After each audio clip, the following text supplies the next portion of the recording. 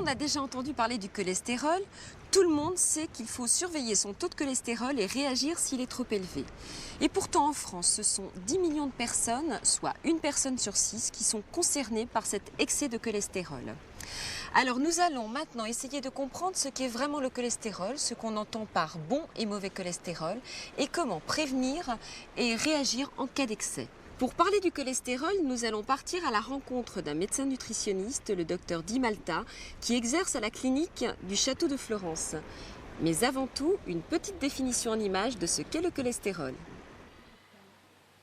Largement répandues dans la nature, les graisses sont indispensables au bon fonctionnement de l'organisme. Elles jouent un rôle surtout énergétique. L'alimentation doit donc en contenir suffisamment pour couvrir les besoins.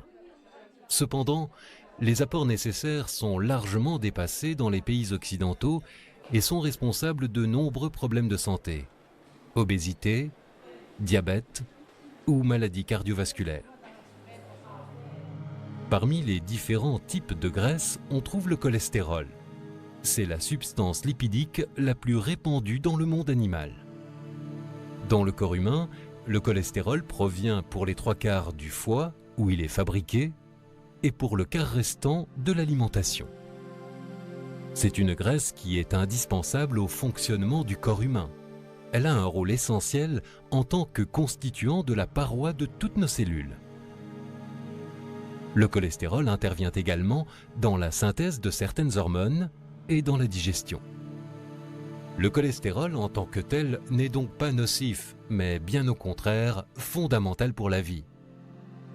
C'est son excès qui est dangereux. Trouver un juste équilibre est donc nécessaire. On vient de voir que le cholestérol est indispensable au fonctionnement des cellules de l'organisme. Pour être transporté, il a besoin de vecteurs, autrement dit de taxis, sous forme de HDL cholestérol, qui est le bon cholestérol, qui va écrémer le cholestérol et l'éliminer ensuite par le foie.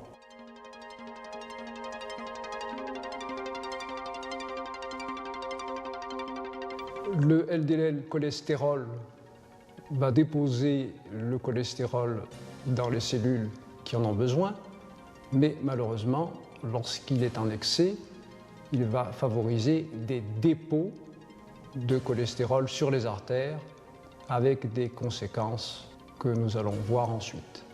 Pour résumer, les LDL sont appelés mauvais cholestérol parce qu'elles augmentent le taux de cholestérol dans le sang et donc le risque d'apparition de maladies cardiovasculaires.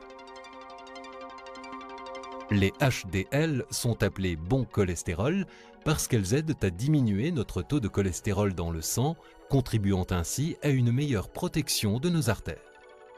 Le système de récupération-redistribution du cholestérol peut être mis en défaut. Le LDL cholestérol s'accumule et le HDL cholestérol ne joue pas son rôle d'éboueur. Les dépôts de cholestérol vont donc s'accumuler au niveau des artères. C'est une zone à haut risque, la plaque d'athérome, qui va entraîner progressivement un durcissement des artères, qui en principe sont souples, et ensuite une obturation, c'est-à-dire une fermeture progressive du passage du sang, entraînant des conséquences graves sur les organes en aval, avec asphyxie, manque d'apport de nutriments et lésions secondaires, parfois très graves. Selon l'endroit où se produit cet accident, les conséquences ne seront pas les mêmes. Au niveau du cerveau, il se produira un accident vasculaire cérébral. Au niveau des artères du cœur, cela provoquera un infarctus du myocarde. Dans les artères des jambes, une artérite oblitérante des membres inférieurs. Rappelons qu'en cas de douleur dans la poitrine qui dure plusieurs minutes et qui ne cède pas spontanément, ou lors de la paralysie plus ou moins complète d'une partie du corps, il faut impérativement contacter les secours au plus vite, en composant le 15 sur son téléphone. Chaque minute compte.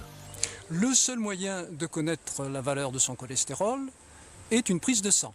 Cette prise de sang se fait à jeun et elle est remboursée par la sécurité sociale. D'une manière générale, le cholestérol doit être inférieur à 2 grammes par litre. En cas de facteur de risque cardiovasculaire, il faut demander un bilan lipidique approfondi. Ces facteurs sont, par exemple, le diabète, la ménopause, les antécédents familiaux de maladies cardiovasculaires précoces.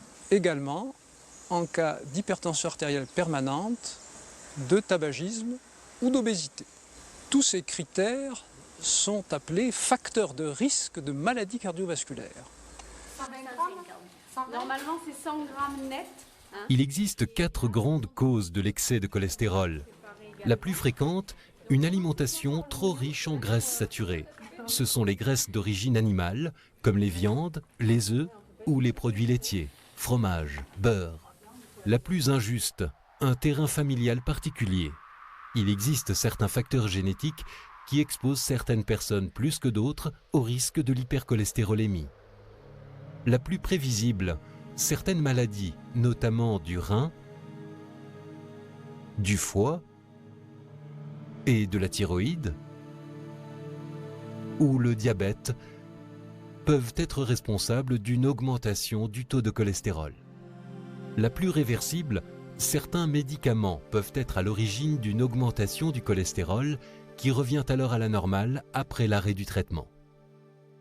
Dès lors qu'un taux important de mauvais cholestérol est découvert, il convient donc de prendre des mesures pour le faire baisser. Mais attention, cela ne signifie pas pour autant vivre dans la frustration. Il faut juste éliminer certaines mauvaises habitudes et adopter une alimentation saine et équilibrée. 1% de diminution signifie 2% de baisse de la mortalité cardiaque. Globalement, pour faire baisser le taux de cholestérol, il faut chasser les mauvaises graisses. Autrement dit, réduire les graisses saturées d'origine animale et préférer les graisses végétales insaturées. Dans certains cas, l'avis d'un nutritionniste ou d'un diététicien permet de faire le point et de repérer nos erreurs. Enfin, au bout de 3 mois, si le taux de cholestérol ne s'est pas amélioré, votre médecin vous prescrira peut-être un traitement. C'est lui qui prendra la décision et qui reste seul juge. Comme ma mère est diabétique, mon médecin m'a demandé de faire un bilan. Nous n'avons pas trouvé de diabète, mais malheureusement pour moi, j'ai du cholestérol. J'étais habituée de manger un œuf dur par jour. Mais depuis que je l'ai supprimé, mon cholestérol a baissé. Voilà, bon, j'aime bien faire la fête. Hein. Et si je me laisse aller quelquefois dans la cuisine, je me rattrape après. Un chiffre à retenir, en modifiant simplement son alimentation, on peut faire baisser de 15% son taux de cholestérol. Et puis n'oublions pas que nos proches peuvent nous aider à leur façon au contrôle de notre excès en cholestérol. Si nous sommes sous traitement, ils peuvent nous faire penser à ne pas oublier la prise de nos médicaments. Ils peuvent également nous motiver pour bouger un peu plus, par exemple une petite balade en forêt de temps en temps. Bref, lutter contre le cholestérol, c'est notre affaire à tous. Il est important de connaître son taux de cholestérol total. L'idéal est qu'il soit inférieur à 2 grammes par litre. Au-dessus de 2,5 grammes par litre, il faut consulter son médecin. Une simple prise de sang permet de l'évaluer. L'excès de mauvais cholestérol est responsable de nombreuses maladies du cœur et des vaisseaux. Il augmente le risque de mortalité, d'autant plus qu'il est associé à d'autres facteurs de risque, comme le tabagisme, l'hypertension artérielle ou le diabète. L'excès de cholestérol peut souvent être réduit par quelques modifications de notre alimentation. Il existe, si nécessaire, des médicaments. Demandez conseil à votre médecin.